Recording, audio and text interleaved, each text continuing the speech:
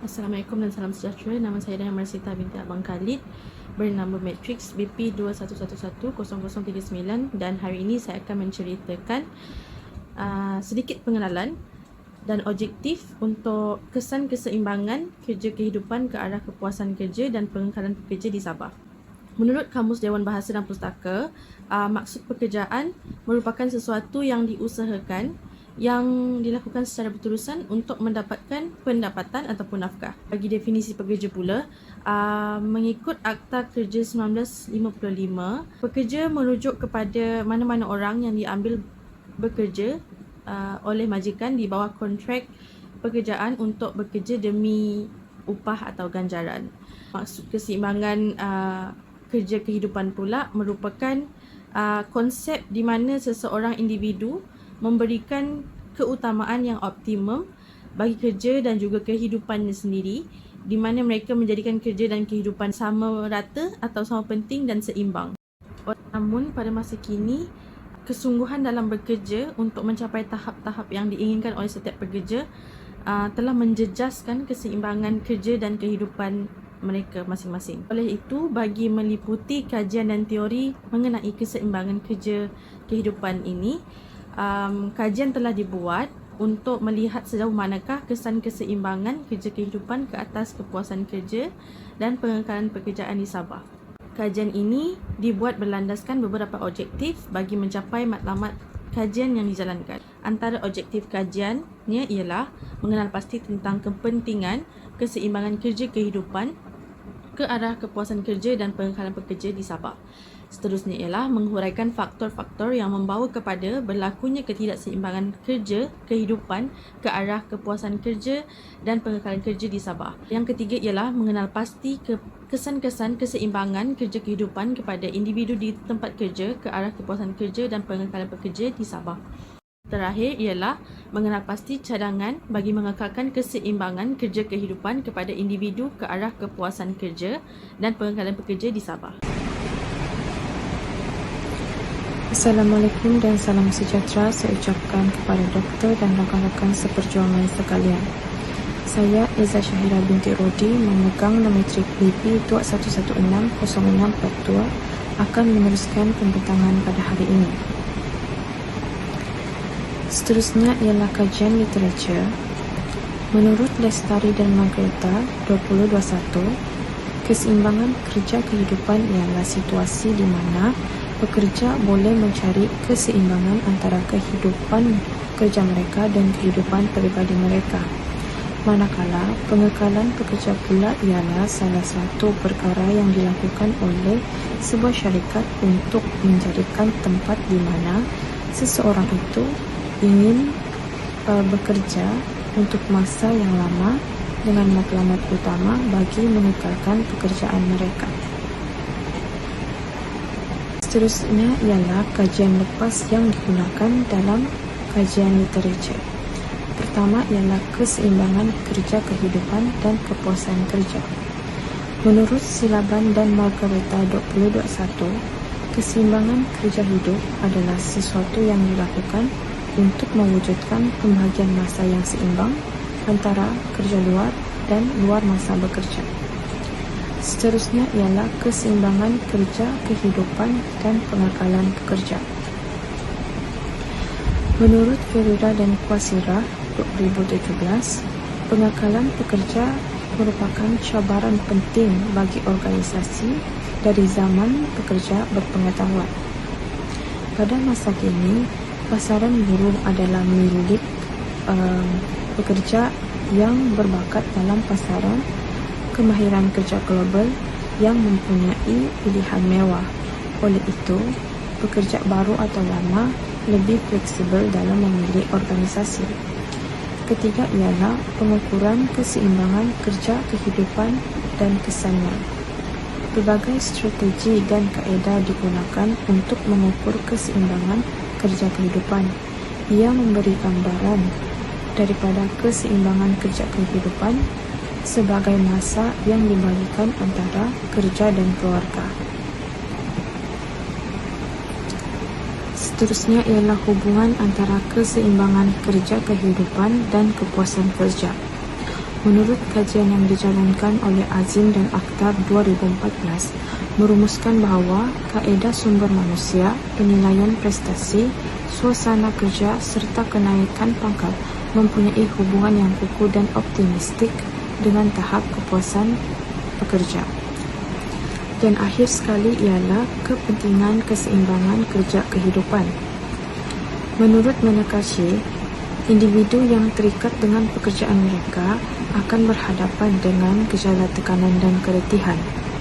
Jika seseorang itu tidak mempunyai masa untuk berehat, maka keupayaan mereka untuk melakukan suatu pekerjaan akan berkurangan.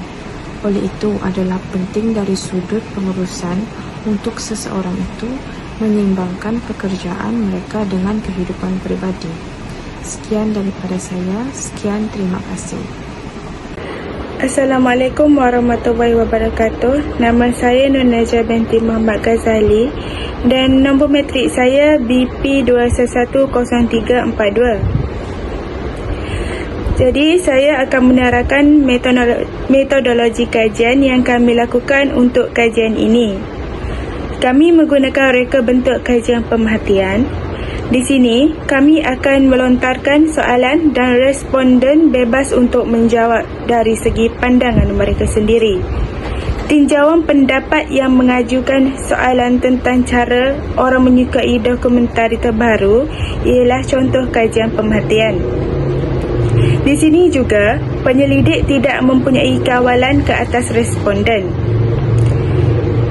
Seterusnya, contoh soalan temu bual kami pula, kami menyediakan 8 soalan yang terbuka. Akan tetapi, responden bebas untuk menjawab soalan mereka, tidak kira bagaimana sekalipun jawapan mereka. Hal ini kerana soalan kami merupakan open-ended questions.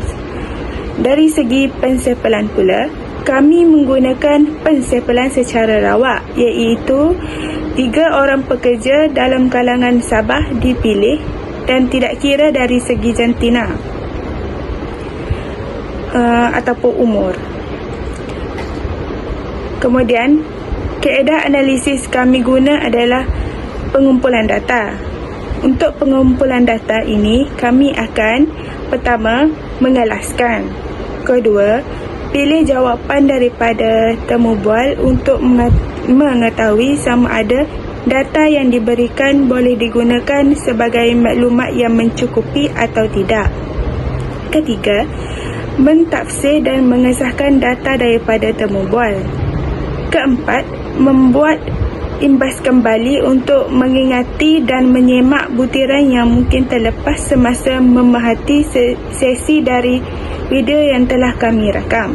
Dan yang terakhir, membuat kesimpulan berdasarkan dapatan analisis data. Sekian itu saja daripada saya. Assalamualaikum dan salam sejahtera. Nama saya Zaimah binti Abdul Rafai, BP 2111154. Saya akan teruskan pembentangan kepada hasil kajian, iaitu melalui objektif yang pertama, iaitu mengenal pasti tentang kepentingan keseimbangan kerja hidup ke arah kepuasan kerja dan pengekalan kerja. Kami mendapati 3 aspek, iaitu kepuasan bekerja, yakni di mana mereka mengatakan bahawa mereka berpuas hati terhadap komitmen yang diorang berikan kepada majikan mereka. Sebagai contoh, mereka berpuas hati semasa melakukan suatu pekerjaan dan itu mendatangkan keseronokan bagi mereka. Dan seterusnya adalah meningkatkan kualiti bekerja. Bagi mereka, berkemungkinan mereka untuk menjaga lagi hubungan antara keluarga dan juga teman sekiranya keseimbangan kerja dan hidup itu dapat dicapai. Dan akhir sekali adalah batasan kerja terjamin, yakni di mana sebagai contoh, operator kilang perlu diberikan masa ataupun untuk berehat sekiranya mereka penat dan dalam melakukan tugas. Maksudnya di sini dorang ada batas sendiri dalam melakukan pekerjaan yang mereka ceburi. Manakala bagi objektif yang kedua, yaitu menghuraikan faktor-faktor yang membawa kepada berlakunya ketidakseimbangan kerja hidup ke arah kepuasan kerja dan pengekalan kerja, kami mendapati 4 aspek, yaitu kurang dorongan, yaitu dorongan dari segi dari segi majikan yang mana tidak menitik beratkan pekerja-pekerja, dan beban kerja yang berlebihan, kegagalan fleksibel. Yang ini kegagalan fleksibel ini merujuk kepada masalah, maksudnya ketiadaan masa untuk bercuti, ketiadaan masa untuk bersama-sama keluarga, dan akhir sekali adalah mental dan fizikal, yakni sesetengah majikan lebih mengutamakan pekerjaan berbanding dengan kesihatan ataupun tenaga yang telah dikeluarkan oleh para pekerja ini. Hasil dapatan kajian yang ketiga ialah bagi objektif ketiga, iaitu mengenai pasti kesan-kesan keseimbangan kerja hidup kepada individu di tempat kerja ke arah kepuasan kerja dan pengekalan pekerja di Sabah.